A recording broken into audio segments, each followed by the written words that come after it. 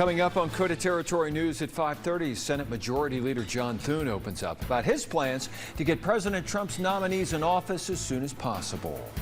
Plus, it's the 10th anniversary of the fire that destroyed the original Full Throttle Saloon. It was training day for the Rapid City Fire Department. Your news starts now. From Skyline Drive, this is KOTA Territory News at 5:30. Good evening, I'm Jack Cottle. The Rapid City Fire Department's aircraft rescue and firefighting crews participated in their yearly fire training today. Noah Miller has the story. Out at the Rapid City Regional Airport this morning, the Station 8 crews and relievers participated in live training involving aircraft emergencies. The benefit of any live fire training for firefighters is just for us to be able to practice our skills in as close to a real-world environment as possible. The other advantage that this gives us today is to bring our crews from in town out to the airport so that they can get an idea of how they can assist the aircraft firefighters in the event of an aircraft incident as well. The crews utilized a simulated plane to practice proper fire attack techniques in order to stay ARFF certified. So we have, of the firefighters in the fire department here in Rapid City, we have 15 firefighters who are aircraft rescue firefighting trained. And those 15 folks have to complete this training at least once a year. The firefighters practice putting out the simulated oil fire outside of the aircraft and then going inside and rescuing mannequins to simulate those who can't get out on their own. Yeah, obviously with this training setup, they've got heat, smoke in there, visibility is very poor. You can just see your hand in front of your face, not much other than that. So just getting down, feeling around with your hands, getting used to the environment and searching for any possible victims. Even though this event is a rarity, the Station 8 crew needs to be prepared for if the emergency ever calls for help. Yeah, commercial air traffic in the United States of America is as safe as it is anywhere in the world. You can't beat it. It's safer than driving out here to the airport. So it's a very low probability of this happening, which just means all the more that we need to practice it so that we're prepared for it in the rare instance that it does happen. At the Rapid City Regional Airport, Noah Miller, KOTA Territory News. An iconic Sturgis saloon had been going full throttle for years until one day tragedy struck. Brian Savage has more on the 10th anniversary of the original Full Throttle Saloon fire and the road to recovery. We woke up on the morning of the 8th of September of 2015 to gone, just gone. Sturgis's beloved Full Throttle Saloon went up in flames the night before, destroying a biker sanctuary that many people would flock to during the motorcycle rally. The saloon's administrative assistant says when she first heard the news through text, she thought it wasn't true. I'm looking at that and going, why are you punking me at 3:15 in the morning? And then I realized it was my Aunt Chris from Sioux Falls, and she wouldn't do that. So I texted her, and she said, well, it's gone, hon. One of the saloon's general managers recalls the moment he showed up to the scene of the fire. Probably about half the bar was engulfed when I got there, and then from there it just kept spreading until it burned all the way around. After the aftermath, the Bureau of Alcohol, Tobacco, Firearms, and Explosives was called in to investigate, only taking them a week to discover what started the spark. Underneath the bar, we had a little dorm-sized fridge. We had it on wheels because the keg was in it. And over time, moving it around like we did to load and unload it, we did that to the cord. So the wire was partially broken, but we couldn't tell. And it arced and overheated. Lishevska says the wire went on to ignite a box of beer steins and then burnt through the liquor control system. Fortunately, no one was killed or injured in the fire, yet the road to recovery wasn't an easy one. The new Full Throttle Saloon is located right off Highway 79, about 7 miles from where the original saloon stood. Westendorf says the new building broke ground in May of 2016 and was completed right before that year's rally. None of the other buildings were around here.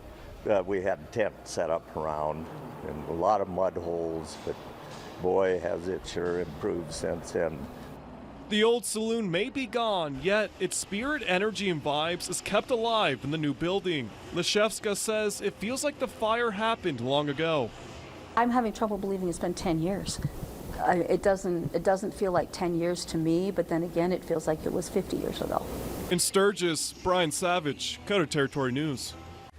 Another hazy day with a few showers earlier. Are we expecting more rain? Chief Meteorologist David Stradling is here to let us know that moisture would be very welcome around here right about now. Yeah, we had a few showers that moved through Rapid City and the surrounding areas, mainly in southwest South Dakota. But as we take a look at first alert Doppler radar, much of the moisture is starting to taper off. We do have a couple of lingering showers towards the central and southern Black Hills and into isolated portions of the South Dakota plains, but these will be coming to an end throughout the night. The majority of us are enjoying some 80s, feeling like summer again this week. It is cooler in Custer at 68, 79 towards Wright, Gillette, and Alzada, 82 over towards Sheridan. Now overnight tonight, temperatures will fall down into the 50s for many of us. A stray shower is possible, but many of us will likely remain dry. And as for tomorrow, we're up to 84, plenty of sunshine. However, the smoke, the haze, that'll continue. I'll let you know when that pushes away, and I'll also tell you what our hottest day of the week is coming up in just a little bit. Thank you, David. A Rapid City woman is in jail accused of robbing and holding someone when they tried to buy pot from her on Saturday. Police say the alleged victim says they went into an apartment on East Watertown Street and a woman locked the door behind them. They say a man then brandished a gun, assaulting him and taking his property, including his phone, before he was able to escape. 25-year-old Shayna Long was arrested for first-degree robbery and false imprisonment. Police are still trying to find the man with the gun. Call Detective Mackenzie Armstrong at 605-394-4134 if you have any information. Senate Majority Leader John Thune says he'll be seeking a rules change to get President Trump's nominees approved more quickly as hundreds of positions remain vacant 9 months into this administration. The announcement follows comments Thune made to KOTA Territory's Blake Trolley, hinting action was on the way. Majority Leader Thune published an article in Breitbart announcing his plan to allow the Senate to batch groups of nominees together for considerations.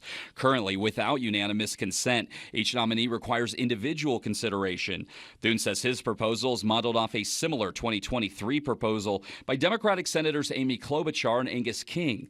In an interview with KOTA Territory News last month, Thune was critical of Democrats over what he said was slowing down the nominations process. So the Democrats are forcing multiple votes and intervening time periods, and so they're tying the Senate up on nominees that have broad bipartisan support and for whom there is, these are very qualified people. Thune says there is historical context for the way in which Trump's nominees have been handled. President Trump is the first president in history, and we went back as far as Herbert Hoover, and that's as far back as data we could find. He's the first president in history not to have a single one of his nominees confirmed by unanimous consent or voice. Senate Minority Leader Chuck Schumer took to the Senate floor Monday to criticize the potential rules change. Schumer calling President Trump's nominees unprecedentedly bad and saying that the president has made a mockery of the nominations process. If you don't debate nominees, if you don't vote on individual nominees, if there's not some degree of sunlight, what will stop Donald Trump from nominating even worse individuals than we've seen to date, knowing this chamber will rubber stamp anything he wishes? As for a key nominee in South Dakota, the president's pick for U.S. Attorney Ronald A. Parsons Jr. is currently awaiting approval by the full Senate, despite being cleared out of the Judiciary Committee on a voice vote. Parsons was one of 10 potential U.S. attorneys who Senate Judiciary Committee Chairman Chuck Grassley requested unanimous support for. Committee ranking member Dick Durbin objected to the request. Senator Durbin pointed to what he calls obstruction of U.S. attorney picks during the Biden administration by Republicans, including the hold of DOJ candidates by then-Senator J.D. Vance in 2023. Durbin also claims that the Trump administration has taken an illegal approach in several blue states and filled U.S. attorney vacancies with what he calls extreme candidates, while making no attempt to consult with Democratic senators. Senators Grassley and Durbin are negotiating a path forward for the potential U.S. attorneys to be confirmed. In Rapid City, Blake Trolley, KOTA Territory News. It's been a cloudy day in KOTA Territory. How is the rest of the weekend looking? We'll let you know in your accurate first alert forecast coming up later. But first, you may notice a large and unusual statue in front of the United Way building. We'll explain what it's for and how it helps those in need after the break. In 2022, there were nearly 50,000 deaths classified as suicides in the United States. That's about one death every 11 minutes, according to the South Dakota Department of Health. September is Suicide Prevention Awareness Month, but what can we do to combat the issue? KOTA Territory's Zeta Jones shows some 3D symbols of hope to spread the message that help is here. In 2022, suicide was the 10th leading cause of death here in South Dakota, the leading cause of death for people in their 20s, and the 5th leading cause of death for Native Americans. That's according to the South Dakota Department of Health. South Dakota isn't immune to behavioral health concerns or substance abuse concerns or suicidal ideation or suicidal thoughts or self-harm that sometimes comes along as a symptom to behavioral health or substance use concerns. If you or someone you know is struggling, help is just 3 numbers away. And thanks to these statues, the word is being spread. They're large 7-foot statues, so it's hard to miss. But not only do they advertise the 3 numbers 988, they also have a QR code on them so that you can scan that for resources. It's an interactive tall statue that hopefully will catch people's attention, and people will go, what's 988? Scan that QR code and find out that it's a lifeline for anybody who needs that. One is located in front of the Black Hills United Way office, and another is outside One Heart's homebrew coffee shop, along with some in Sioux Falls, Vermilion, and Brookings. We all know if we need an EMT or a firefighter or something along that line, we call 911, right? And so hopefully pretty soon 988 is going to be in that same kind of category with that same kind of language, where if we know we're struggling with one of the behavioral health issues or a family member or a friend who is, that we know we can call 988 and help is going to just be there. For more information on 988 or to check out some other resources, go to our website at kotatv.com. But for now, in Rapid City, Zeta Jones, KOTA Territory News. Chief Meteorologist David Stradling is tracking summer-like temperatures for the week. The details are in your accurate First Alert forecast after the break. Now, the First Alert forecast with Chief Meteorologist David Stradling. Well, First Alert Doppler radar does have a few showers and a couple of thunder showers on it. The worst of the storms are actually more towards Valentine, Nebraska, where there was a severe thunderstorm warning currently going on there. But down towards south central South Dakota is where the majority of those storms are. We do still have a few lingering showers around the Black Hills and to southwest South Dakota, maybe a couple of light sprinkles into the northwest part of the state. But things should quiet down for us overnight tonight. We are looking at a few clouds over the Black Hills, but it is a bit hazy and smoky as the wildfire smoke persists across KOTA territory. Many of us are in the 80s right now, upper 70s for Mud Butte, Gillette, and Wright, 68 right now in Custer. A little bit of cloud cover and maybe some rain cooled air there from earlier from a few showers. 76 towards Mount Rushmore and Custer State Park. Now air quality right now pretty good for Rapid City up towards Sturgis, but as you go anywhere else in western South Dakota, things are at moderate. We do have a pocket of unhealthy for sensitive groups in southwest North Dakota that's going to be moving our way as we go throughout the night. Here's a look at some of our smoke right now. Nothing too bad, but just to the north, we do have that moderate to dense smoke up from southern Canada into northeastern portions of Montana and northwestern North Dakota. This will continue to move our way as we go throughout the night and into the morning hours tomorrow. 59 tonight with a stray shower possible. 84 tomorrow, still pretty smoky throughout the day. We'll notice that smoke continuing to fill in as we go throughout the night and into the morning hours. We'll notice it near the surface and aloft, so we'll have to keep an eye out on that as well. And keep an eye on the air quality, as you may be a little sensitive to the smokiness. You may want to stay inside more tomorrow, but the good news is a breezy day Wednesday should push away some of that smoke and especially make it go away through the end of the week. Now our hour-by-hour forecast will show a few clouds tonight, maybe a light shower or two with those clouds. Before tomorrow, we're mostly dry, a stray shower or storm over the hills, and then maybe a light shower or thunder shower as we go towards Tuesday evening into Wednesday night. We'll see a few of those showers and storms developing into the afternoon hours of Wednesday and pushing elsewhere. But as we go through Tuesday, we're 84, 87 Wednesday, 89 Thursday. That'll be the hottest day. A couple of storms are possible nearly every single day. Wednesday will be a bit breezy, and then Friday will bring us our best chance of storms as our temperatures begin to fall into the lower 80s. Overnight tonight, a couple of showers are possible, but those chances are low and many of us should stay dry.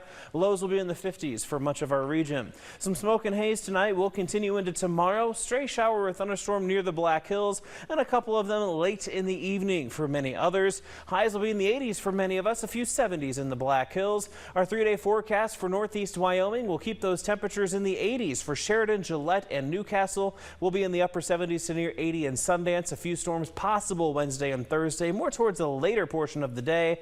For the Black Hills, you can expect similar weather. 80s for Hot Springs and Spearfish, 70s and 80s towards Deadwood, and Custer will be in the 70s to near 80 with a few storm chances Wednesday and Thursday. A bit breezy Wednesday on the South Dakota plains. Plenty of sunshine towards Faith in Buffalo. Mostly sunny skies, Pine Ridge and Phillip for tomorrow. Couple of storms Wednesday and Thursday with high temperatures getting near 90 into southwest South Dakota. Looking at you, Pine Ridge and Hot Springs. We'll be near 90 ourselves in Rapid City on Thursday, falling to the 70s this weekend with a couple of storms possible, and then up to 83 on Monday. Well, it's nice to get out there and feel it nice and toasty out there today. Yeah, it did feel pretty warm, and it's going to feel that way for much of the week. So if you're one of those who are still holding under those summer temperatures, this week's for you. I'm one of those. Yes. All right, thank you, David. Well, coming up after another big win, the Sturgis football team is moving up in the state rankings. Plus, we check in with the Sturgis boys soccer team as the Scoopers look to build off a strong start to the season. Vic Quick has all the details next in KOTA Sports. And now, KOTA Territory Sports, sponsored by your local Ford stores. Good evening, everybody. Spearfish native Slade Larscheid has been named the new athletic director at Ohio University. For the past 5 years, Larscheid has served as the deputy director of athletics at South Dakota State, where he oversaw revenue generation and external relations. From 2014 to 18, Larscheid was the athletic director at Augustana. Now, after dropping its first 2 matches of the season, the Sturgis boys soccer team has gotten things headed in the right direction. The Scoopers are unbeaten in their last 4 contests. Sturgis knocked off Central 5-0 last week and also played a tough Stevens squad to a 3-3 draw. The Scoopers return to the pitch tomorrow when they play at St. Thomas More. Now, Stevens grad Tyler Louder is in his 11th season as head coach of Sturgis, and Coach Louder enjoys coaching this talented group with strong character. We had 5 seniors that all received votes from other seniors and other peers on being named a captain. And it's just because of their off-season work, their ability to work with underclassmen and leading any training that we have, you know, being vocal when something goes wrong. They're always there for each other, and I think that's a huge strength to have. The big thing for us is being able to finish opportunities. I would really like to see us, when we're in the final third, seeing if we can actually put some behind the net. We get a lot of good opportunities where we're making these chances, these runs, and then we're not having a good finish, and it's kind of just going right to the keeper. And unfortunately, it's kind of hindered us scoring early in the season. So we're hoping that we can kind of adjust that with a little more pressure and a little more aggressiveness. The Black Hills State women's soccer team picked up its first win of the season yesterday, knocking off Minnesota Crookston 4-1. Peyton Hill and Ella Cornelius each had a goal and an assist for the Yellow Jackets. Black Hills State is now 1-0-1 on the season and returns to the pitch Friday when it plays at Nebraska Kearney. The Sturgis football team picked up a big win Friday night, knocking off Douglas 35-0. The Scoopers jumped out to a 21-zip lead in the second quarter, and the Sturgis defense took over from there, keeping the Patriots off the board with a 2-0 record. The Scoopers have moved up 1 spot in this week's 11AA poll to 3rd. Chris Koletsky's bunch returns to the field Saturday when it plays Stevens in the annual Rushmore Bowl. The Raiders fell to Brandon Valley 55-3 last week and will enter the matchup at 0-2. I was at that game on Friday. Sturgis and Douglas. It was fun seeing the Scoopers in action. Now let's take a look at this week's 11AA high school football rankings. The previous #1 team at Pierre fell to Huron in a big upset on Friday. So Yankton is the new #1 team with T Area 2nd. As we mentioned, Sturgis is 3rd. The Governors dropped down to 4th. 1-1 Spearfish is receiving votes. The Spartans picked up a big 14-6 victory against Rapid City Central on Friday. Now tonight, week 1 of the NFL schedule wraps up with a Monday night football right here on KOTA territory, and the Vikings are in action tonight. Vikings taking on the Bears. Should be fun to watch. J.J. McCarthy beginning his career with the Vikings, was on the team last year but missed the entire season due to injury. And the Bears, we see what they look like with new head coach Ben Johnson, but that game starts up once we're done with the news here. You can see it right here on KOTA territory television, Bears and the Vikings. All right, that's a look at sports. We'll be right back. All right, hazy, warm, all that kind of stuff out there. Yeah, very summer-like this week. We take a look at our map, and you'll be noticing those high temperatures flirting with 90 by Thursday. That's the hottest day of the week. 87 is still going to feel pretty hot. And then the 70s are on tap for the weekend. Dog park weather. Not bad. All right, that'll do it for us. See you tonight at 10. Thanks for watching KOTA Territory News, your local news and weather authority.